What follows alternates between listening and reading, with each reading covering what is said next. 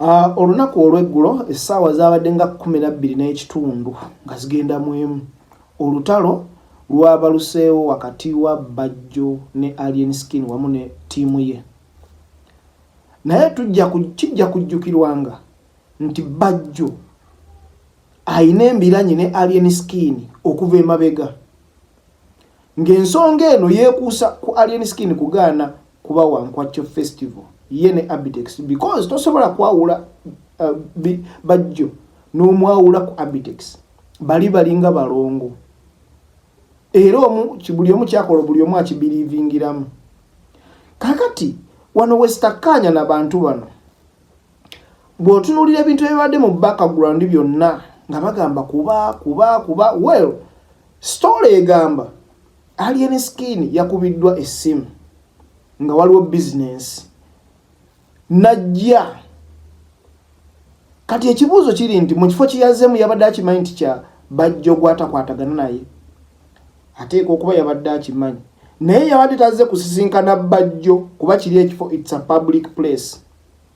Kati mu kujja kwe ayagala okulaba omuntu gwagenda okukola ne business ate amulaga Bajjo eyakubye essimu yabadde mulala naye nga amulifaalinga ate ku Bajjo. Simanyi lwaki kyabadde kiseetinge bwe kiti.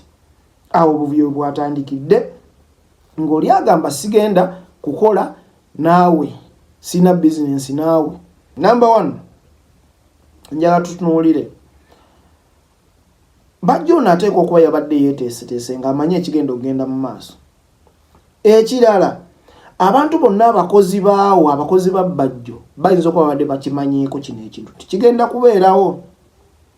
Asikaali yateekeddwa okuba nga yabadde akimanyiiko nti kigenda kubeerawo kyova olaba yabadde ku standby.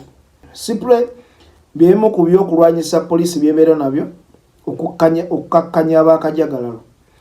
Naye ku mulundi guno tukiraba nti Bajjo a citizen like me yabadde n'ekyokulwanyisa kino ekitegeeza yabadde ready ng'amanyi anything is going to happen.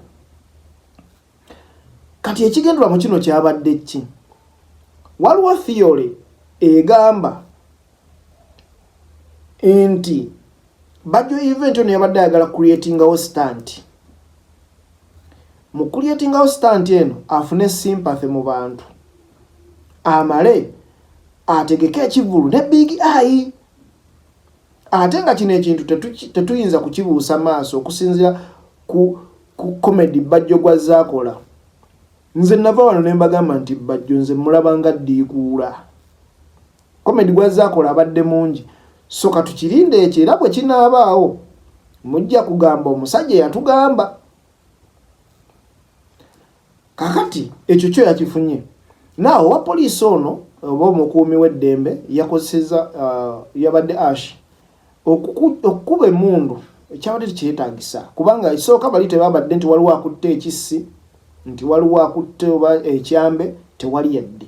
Emikono gyabadde free ng'ogiraba. It's a matter of okubagamba temusemberera mukama wange mutambule mugende. Naye by accidentally singa omusajja ono yakubye essasi ne likwata omuntu yenna stories zandibadde zikyessaawa eno.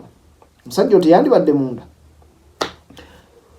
Okay, kakati tufunamu ki kyakuyiga ki bye tufuna mu bintu bino. Ekisooka obuvuyo si bulungi ku side zombi whether owa Fangoni oba owa Bajjo. Ekyokubiri weewalenga nnyo okuddamu okumiitinga mulabewo. Kubanga tukkirize tugaane olutalo oluli wakati wa Bajjo ne Alien Skin lwabyanfuna tewaliwo kirala kyonna.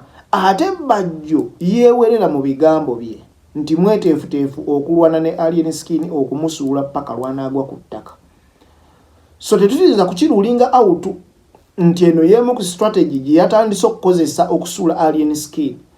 Ate ekyewuunyisa buli lwamala okukola ebintu bino abyataakinga direct ku Nuupu ku bawagizi ba Nuupu ekitali kituufu sikirigizanya nakyo. Bajjo waba olwana olutalo lulwanenga ggwe individually naye because okimanyi mbu toyina maanyi gasobola kusuula Alien Skin gwe nga ggwe yensonga lwaki olina okupuulinga app n'ojja n'ofuna sympathy.